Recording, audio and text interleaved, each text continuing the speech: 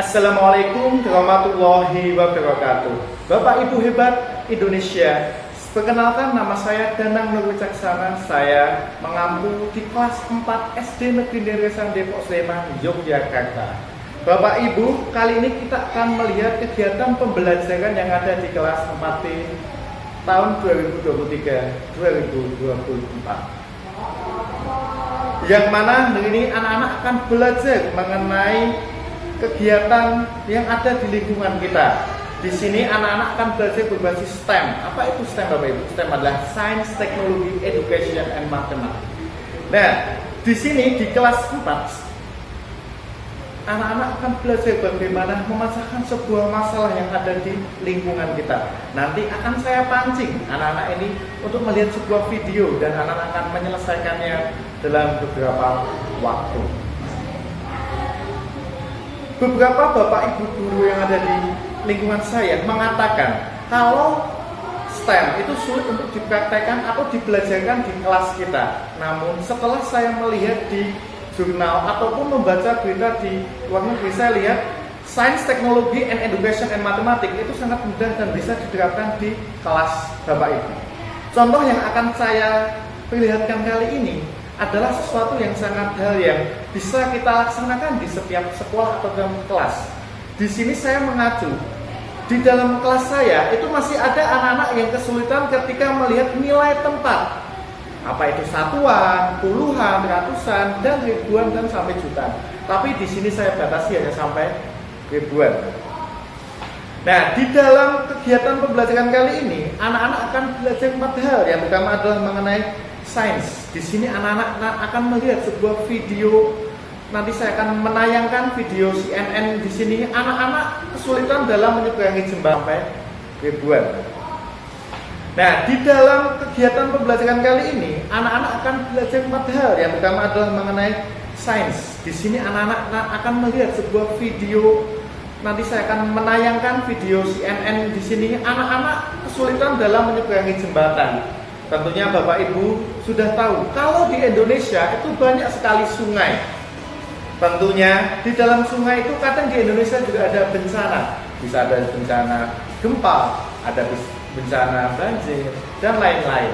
Nah, saya melihatkan kepada anak, kalau di lingkungan tempat tinggal kita, contohnya di Sleman, banyak anak-anak yang belum bisa mengakses ke sekolah itu masih butuh menyeberang sungai, pakai kapal, bisa kapal atau laut, ataupun bisa memakai jembatan yang sudah tidak layak dipakai. Nah, di sini berangkat dari hal itu, saya mengajak anak-anak untuk mendesain jembatan yang bisa digunakan, jembatan impian yang akan digunakan ke depannya. Yang kedua, di sini adalah mengenai matematika. Anak-anak akan belajar menghitung jumlah sedotan yang digunakan dalam membuat jembatan itu ada berapa. Lalu sisanya juga ada berapa. Selanjutnya mengenai matematika, anak-anak juga akan di sini belajar mengenai nilai tempat. Ketika nanti sudah jadi, anak-anak akan mencoba dengan batu-batuan. Tentunya batu-batuan di sini adalah dengan satuan yang beda. Ada yang satuan, ada yang puluhan, ribuan, ataupun ratusan. Di sini nanti akan mereka coba jembatan ini ada dia mampu berapa kilo. Nanti kita ibaratkan ini adalah 1000 kilo, 100 kilo, 10 kilo, dan satu batu yang hijau ini adalah 1 kilo. Nah, di sini anak-anak nanti akan diskusi satu kelompok dan akan memecahkan dan membuat desain yang luar biasa. Terkadang anak shock dengan soal hoax yang ada di dalam kelas Bapak Ibu. Kita lihat, kita pahami. Kadang anak-anak ketika melihat soal di dalam tes sumatif, penilaian sumatif atau penilaian lainnya itu shock dengan waduh, soalnya kok sulit ya. Tapi di sini kita akan belajar bagaimana anak-anak memecahkan soal.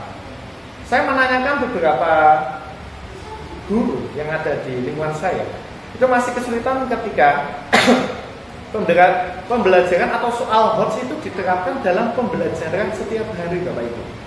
Padahal banyak hal yang bisa kita gunakan untuk melaksanakan atau memecahkan soal-soal hoax. Contohnya ini Bapak Ibu, di sini adalah contoh beberapa hal yang akan dipecahkan oleh anak-anak. Nah, di sini contohnya ada di sini kegiatan siang ini saya namakan adalah jembatan impian atau stronger with.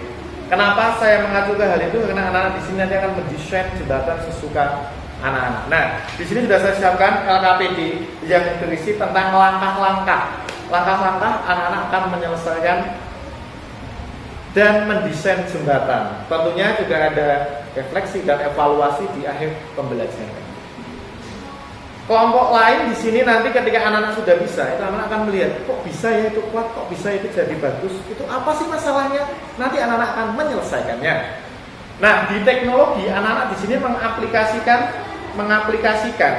mengaplikasikan di awal tadi anak-anak melihat video. Jembatannya kok banyak yang tidak kuat, itu masalahnya apa? Ternyata di sini ada masa jembatan. Jadi setiap jembatan itu pasti ada masa atau kekuatan. Dia itu bisa menopang berapa banyak batu-batuan atau kilo atau massa yang bisa ditopang di sini. Nah, di sini anak-anak nanti akan belajar bersama-sama dengan temannya membuat jembatan yang aman, nyaman, dan indah. Tentunya kuat untuk dilewati. Ini anak-anak di sini akan bersama. Selanjutnya anak-anak akan menghitung jumlah batu-batuan yang bisa. Misalnya ada 10 batu putih. Berarti kan totalnya 10 kali 1000.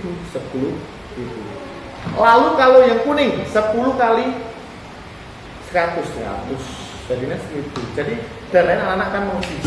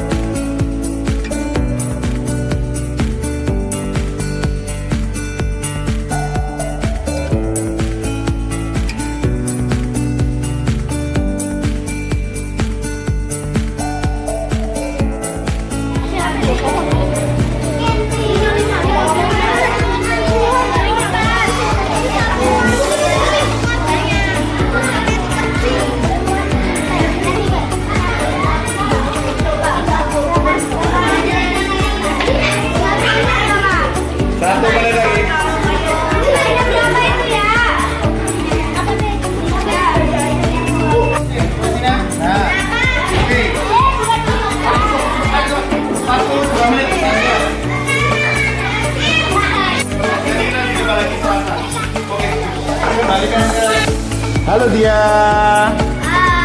Oke Dia, di sini Pak Danang mau tanya, bagaimana proses belajarmu hari ini? Belajar apa ya dan bagaimana? Dan apa pesan kesanmu coba? Jadi tadi aku belajar tentang cara membuat jembatan yang kokoh dan kuat. Dan juga tadi aku belajar matematika dengan cara memasukkan semua batu ini ke jembatannya. Habis itu kita dengan belajar matematikanya itu dengan cara menghitung berapa banyak batu yang masuk ke dalam jembatannya. Nah, seperti tadi juga pas pelajaran tuh semuanya kompak banget dan juga fun ya.